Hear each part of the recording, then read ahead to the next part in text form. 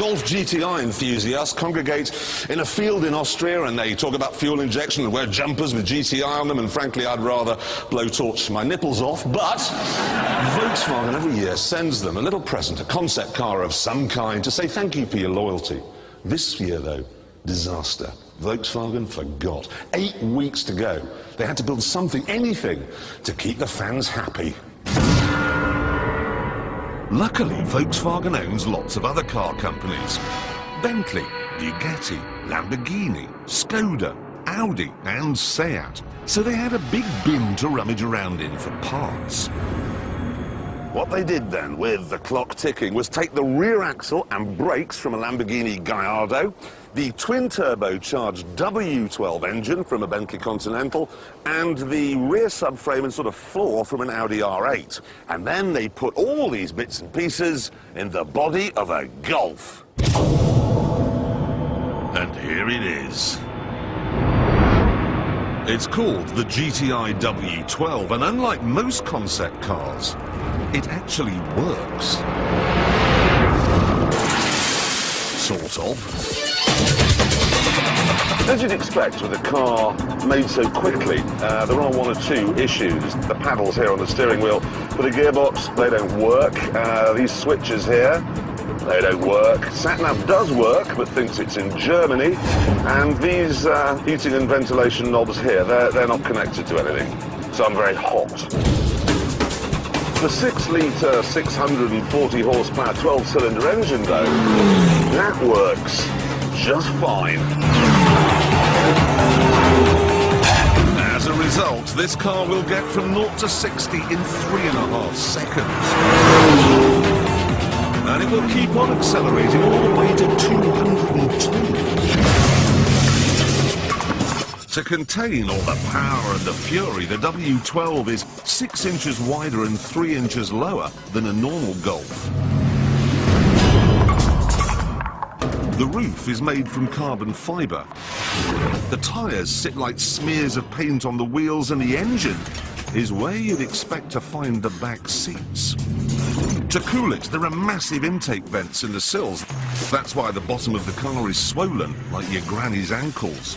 And they made all these changes in just 8 weeks. However did they lose? The funny thing is that you sit here looking at a Golf dashboard and a Golf bonnet through a Golf windscreen and you think, well, it's a Golf. But it so isn't! It's not a particularly savage car. It doesn't explode when you stamp on the accelerator. It's just this surge of power that takes you up to 5,500 RPM, and then the surge becomes a flood! I can't get away from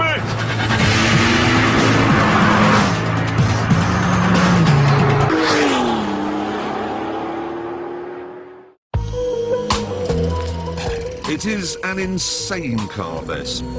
Opening up a Golf to find it has 640 horsepower is like opening up Gordon Brown's trousers and finding he's wearing stockings and suspenders. Mad. Unfortunately, there is a small problem. This car will not go round corners.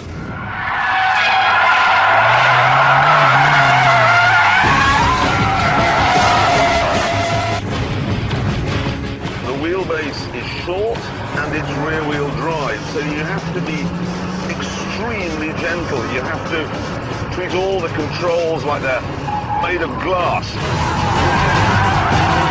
Even if you really gentle, you'll still, yes,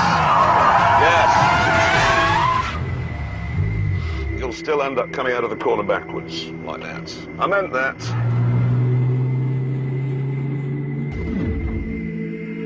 Okay, tame the understeer. There's a lot of it. I've got it. No, I haven't. An hour later, I reckoned I was getting somewhere. Calm, calm, calm, calm. Yes.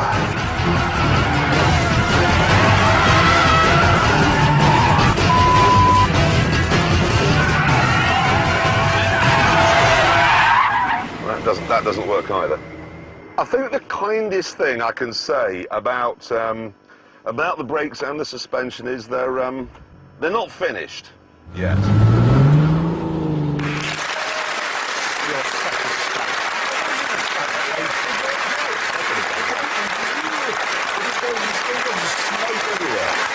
I wasn't. But let me just get one thing absolutely clear. This isn't actually going to go on sale, is it? No, Volkswagen sent it to us because they said, you know, if people like it, then we'd put it into production. You're not going to get any encouragement from me, to be honest. That is ghastly. My biggest problem with it is that I can't see the point of saying, I've got a supercar, and the great thing is, it looks like a Golf. I mean, that's like saying I'm married to a supermodel, and the great thing is, she looks like a traffic warden. Doesn't make any sense. Even so, we must now see how quickly it can crash on our track. And for that, we need our tame racing driver. Yeah, some say that his scrotum has its own small gravity field. And that because our producer rigged a phone vote, he now has a new name. All we know is, he's called Cuddles. And he's off. Now, we know this car is frisky, but if anyone can tame it, this is the man. First corner, twitchy under braking, tyres howling in pain. Back on the power, that is nicely done. No CD today because predictably the stereo doesn't work. Okay, through Chicago, nursing it round there carefully. Another huge surge of power coming up to Hammerhead. Wriggling its hips under the brakes, he's chucked it in. It's biting back. Ooh, he's having to fight it every inch of the way. Listen to that. In a Bentley, that engine is as quiet as a startled deer. Here, it's like being chased by an imploding star. And about as scary. Winding it up, here he comes now through the tyres. Oh yeah, looking good-ish. Just 2 accidents waiting to happen now. Turns in, look at the oversteer. Cuddles is really having to wrestle it through there. Up to Gambon, he's taking it very gingerly, and I'm not surprised. And here we are, and across the line. Yeah, got the time here. The time is 1:29.6. So, Top Gear top tip. If you want a slow car that looks like a Golf, get a Golf.